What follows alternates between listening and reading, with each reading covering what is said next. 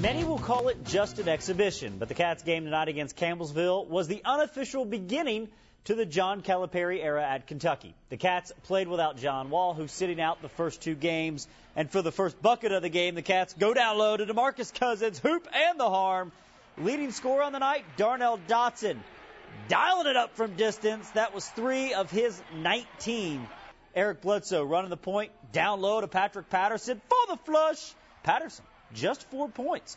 Cal has been wondering how to play Cousins and Daniel Orton together. Well, here's one way. Bledsoe with the miss. Orton battling for the ball like a junkyard dog over to Cousins. Bucket, whistle, big Cuz with 11 points and 6 boards.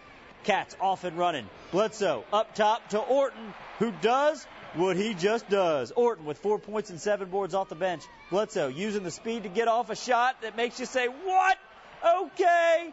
9 points, 4 assists, 4 boards, and 4 steals for Bledsoe. Perry Stevenson didn't get into the game until there was 6 minutes left, but made the most of his time. 11 points off the bench. Kentucky goes on to beat Campbellsville 74-38. Dan Reefer was at Rupp for this one and has this Solid Blue report. When Solid Blue fans learned of the new additions to this UK roster for this season, Darnell Dotson was hardly the most talked about. But he was the leading scorer tonight, as well as in the blue-white game last week. I don't have any fear out there on the court. I mean, basketball is basketball regardless of where you're playing at. So that's the way I look at it. He's like that in practice. I mean, he'll try and go up and dunk on anybody. Darnell is a tremendous player. He loves shooting the ball, and he loves driving to the basket, and loves to score. One thing I called him tonight was too smooth. Just the way he was playing out there. You know, he was moving. He started off kind of bad, but he really picked it up in the second half. And he came through, made some lucky layups, made, a couple of good, cool shots. And, really just picked it up. The Wildcat who tied for the second most points tonight was Perry Stevenson, despite not entering the game until about 5 minutes to go. Didn't play him in the first half because he didn't deserve to play in the first half from past practices and all that. But instead of pouting or anything, he just goes in and now he earns a space. Now all of a sudden he gets in that rotation. I was going crazy when he drove to the basket and got the and one and he didn't fall down. Usually he falls down. The only other Cat in double-digit scoring was DeMarcus Cousins with 11. We just all thought we were going to score 115 today, didn't you? Early on, this is what it looks like. Just it's not what you think. At Rupp Arena, Dan Reefer, ABC 36 Sports.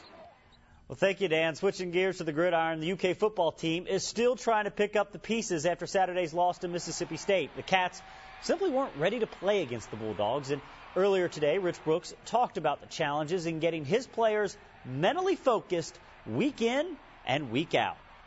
It's always been a challenge, I think, but particularly when you're dealing with young people who have a lot more going on in their life than football.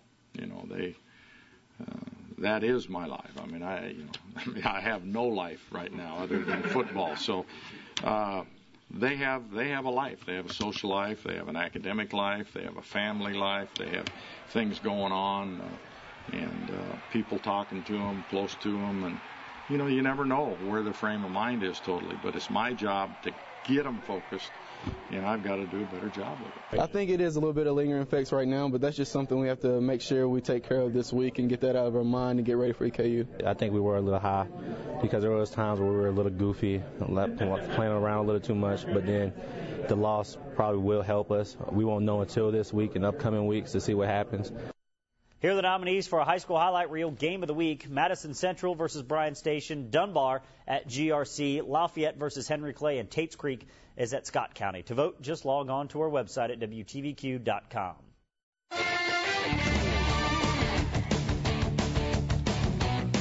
Back to tonight's game, Eric Bledsoe says, get that shot out of here. He's 6 foot tall, folks, and that may be a stretch, but look how high he gets up for the big-time block. Amazing. That's why it is our Jack Kane Ford Play of the Day.